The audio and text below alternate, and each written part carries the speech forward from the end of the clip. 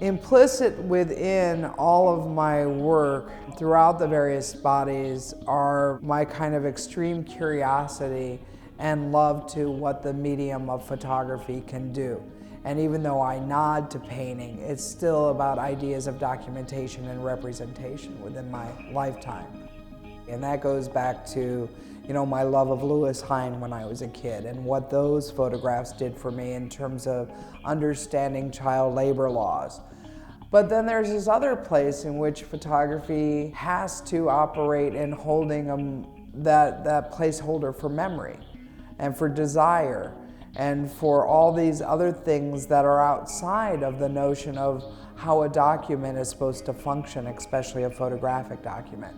So I think that those vacillations are always questions that I surround in the work, but still being true to that kind of first question of what happens in relationship to the specificity of identity and community. So that even the national parks for a moment can have a transformation, because I'm choosing to take the cliche and what is iconic and trying to reconfigure it to a certain extent. And those are the questions that I'm really enjoying about what I can do with the medium right now.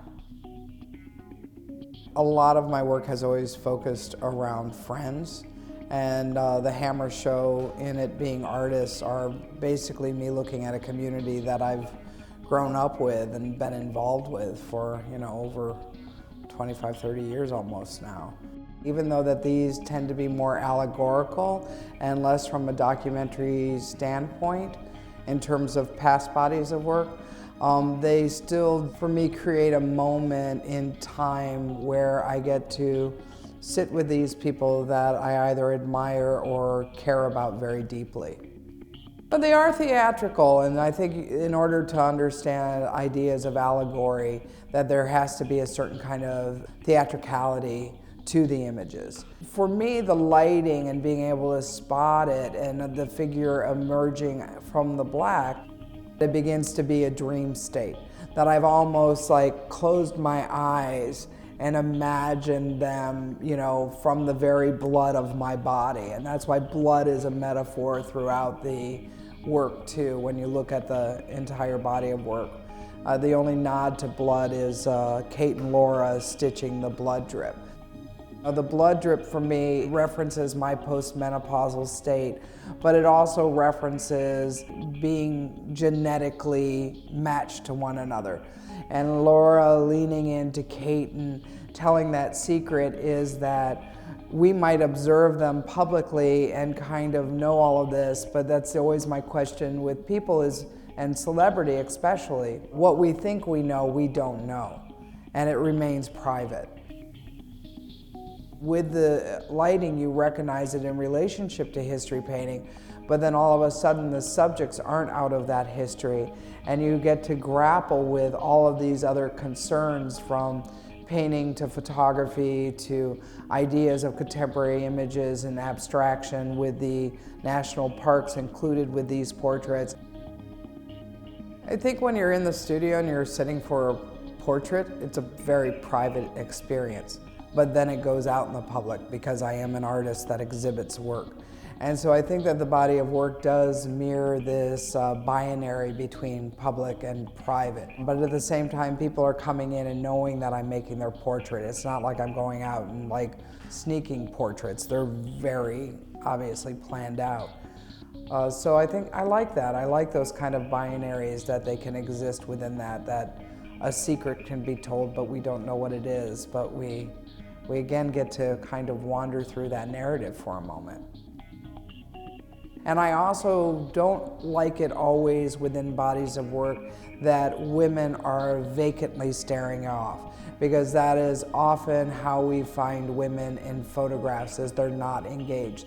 So I have to constantly remind people, especially when it comes to the female figure, as a feminist, it's like, no, I'm going to stare back at you. You can't just have the pleasure of staring at me.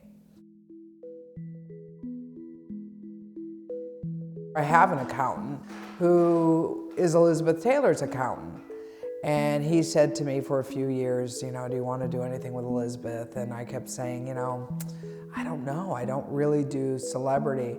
And then I started thinking about, just different ideas about how you would make a portrait out of a still life, and going and looking at Graceland and looking at other photographers that kind of were invoking that, and also the position of the extreme kind of celebrity of Elizabeth Taylor, and whether or not I could actually grapple with trying to make a humanistic portrait of her that, again, debunked the iconic and debunked the notion of cliche by really spending time in her home and using the platform of portraiture in regards to still life photography. So I set out doing it, and then 3 months into it, she passed away. And so then it automatically becomes a different kind of history. I think it actually becomes slightly a truer portrait than if she were to sit for me for the camera, because we get to understand her systematically a little bit more. We get to understand how her purses were arranged, or her shoes, or that, she had pets in the house, or the way that she handled surfaces and the plushness of her carpet. So I feel that in some ways there's a different intimacy that was allowed through giving me permission and making this body of work than if I had actually taken an actual portrait of Elizabeth sitting for me.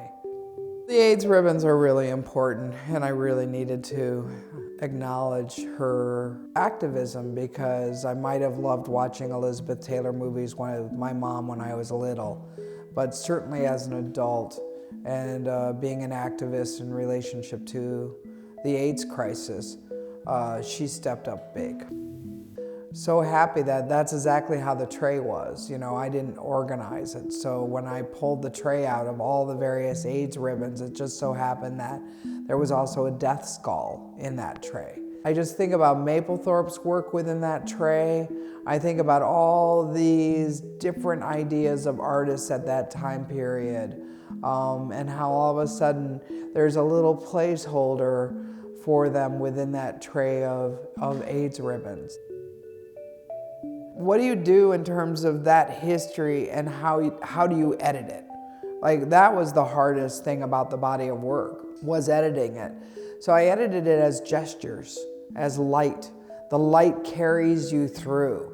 The jewelry abstracted out on the cushion. That was the last day the jewelry was in the house before Christie's took it out.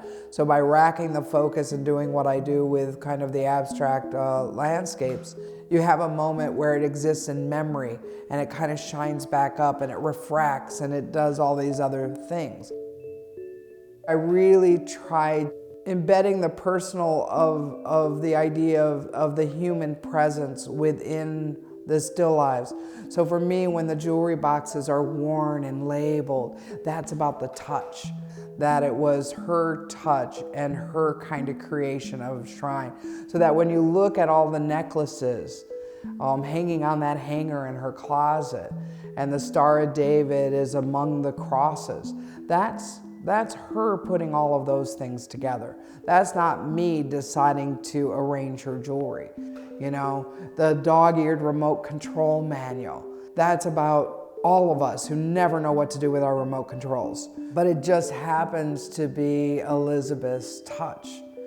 And it was super important to maintain that through the body of work without making it a memorial.